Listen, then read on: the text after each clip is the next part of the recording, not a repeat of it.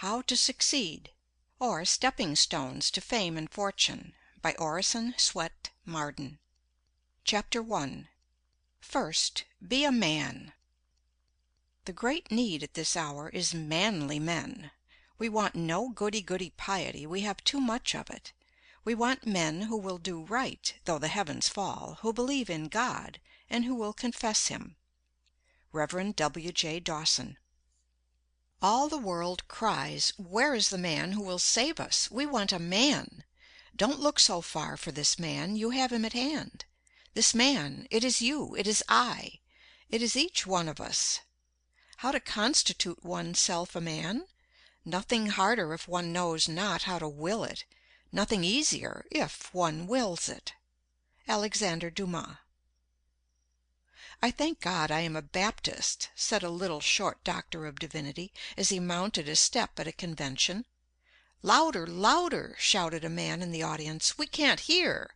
"Get up higher," said another. "I can't," replied the doctor. "To be a Baptist is as high as one can get." But there is something higher than being a Baptist, and that is being a man. Rousseau says, "According to the order of nature, men being equal, their common vocation is the profession of humanity, and whoever is well educated to discharge the duty of a man cannot be badly prepared to fill any of those offices that have a relation to him. It matters little to me whether my pupil be designed for the army, the pulpit, or the bar. To live is the profession I would teach him. When I have done with him, it is true he will be neither a soldier, a lawyer, nor a divine. Let him first be a man. Fortune may remove him from one rank to another, as she pleases, he will always be found in his place." "First of all," replied the boy James A. Garfield, when asked what he meant to be, "I must make myself a man. If I do not succeed in that, I can succeed in nothing." "Hear me, O men!" cried Diogenes in the marketplace at Athens. And when a crowd collected around him, he said scornfully, "I called for men, not pygmies." One great need of the world today is for men and women who are good animals. To endure the strain of our concentrated civilization, the coming man and woman must have an excess of animal spirits. They must have a robustness of health. Mere absence of disease is not health. It is the overflowing fountain, not the one half full, that gives life and beauty to the valley below.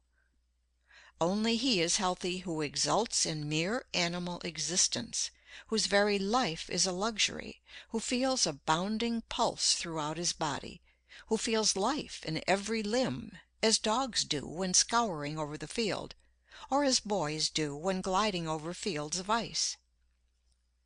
Dispense with the doctor by being temperate, the lawyer by keeping out of debt, the demagogue by voting for honest men, and poverty by being industrious.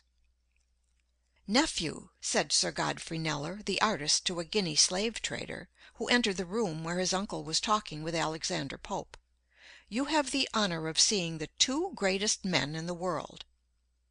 "I don't know how great men you may be," said the Guinea man, as he looked contemptuously upon their diminutive physical proportions, "but I don't like your looks. I have often bought a much better man than either of you, all muscles and bones, for 10 guineas. A man is never so happy as when he suffices to himself, and can walk without crutches or a guide. Said Jean Paul Richter, "I have made as much out of myself as could be made of the stuff, and no man should require more." "The body of an athlete and the soul of a sage," wrote Voltaire to Helvetius. "These are what we require to be happy." Although millions are out of employment in the United States, how difficult it is to find a thorough, reliable, self-dependent, industrious man or woman, young or old, for any position, whether as a domestic servant, an office boy, a teacher, a brakeman, a conductor, an engineer, a clerk, a bookkeeper, or whatever we may want. It is almost impossible to find a really competent person in any department, and oftentimes we have to make many trials before we can get a position fairly well filled. It is a superficial age. Very few prepare for their work. Of thousands of young women trying to get a living at typewriting, many are so ignorant, so deficient in the common rudiments even, that they spell badly, use bad grammar, and know scarcely anything of punctuation. In fact, they murder the English language. They can copy, parrot-like, and that is about all. The same superficiality is found in nearly all kinds of business. It is next to impossible to get a first-class mechanic. He has not learned his trade. He has picked it up, and botches everything he touches, spoiling good material and wasting valuable time. In the professions, it is true, we find greater skill and faithfulness, but usually they have been developed at the expense of mental and moral breadth.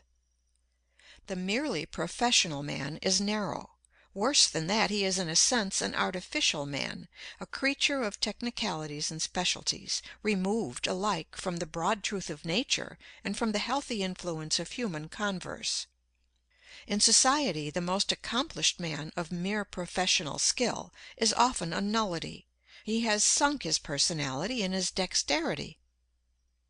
"The aim of every man," said Humboldt, "should be to secure the highest and most harmonious development of his powers to a complete and consistent whole." Some men impress us as immense possibilities.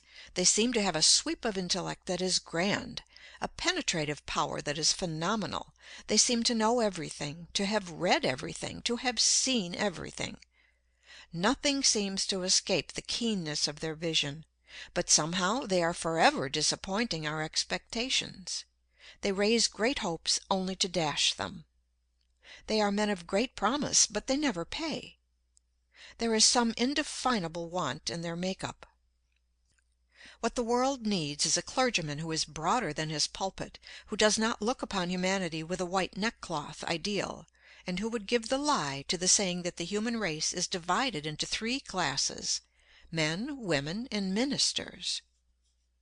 Wanted, a clergyman who does not look upon his congregation from the standpoint of old theological books and dusty cobweb creeds, but who sees the merchant as in his store, the clerk as making sales, the lawyer pleading before the jury, the physician standing over the sick bed. In other words, who looks upon the great, throbbing, stirring, pulsing, competing, scheming, ambitious, impulsive, tempted mass of humanity as one of their number, who can live with them, see with their eyes, hear with their ears, and experience their sensations.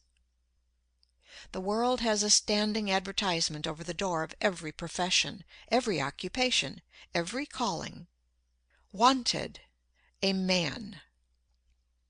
Wanted, a lawyer who has not become the victim of his specialty, a mere walking bundle of precedents. Wanted, a shopkeeper who does not discuss markets wherever he goes. A man should be so much larger than his calling, so broad and symmetrical in his culture, that he would not talk shop in society, that no one would suspect how he gets his living. Nothing is more apparent in this age of specialties than the dwarfing, crippling, mutilating influence of occupations or professions. Specialties facilitate commerce and promote efficiency in the professions, but are often narrowing to individuals. The spirit of the age tends to doom the lawyer to a narrow life of practice, the business man to a mere money-making career. Think of a man, the grandest of God's creations, spending his lifetime standing beside a machine for making screws. There is nothing to call out his individuality, his ingenuity, his powers of balancing, judging, deciding. He stands there year after year until he seems but a piece of mechanism.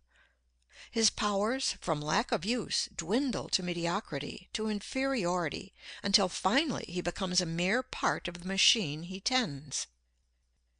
Wanted, a man who will not lose his individuality in a crowd, a man who has the courage of his convictions, who is not afraid to say "No," though all the world say "Yes."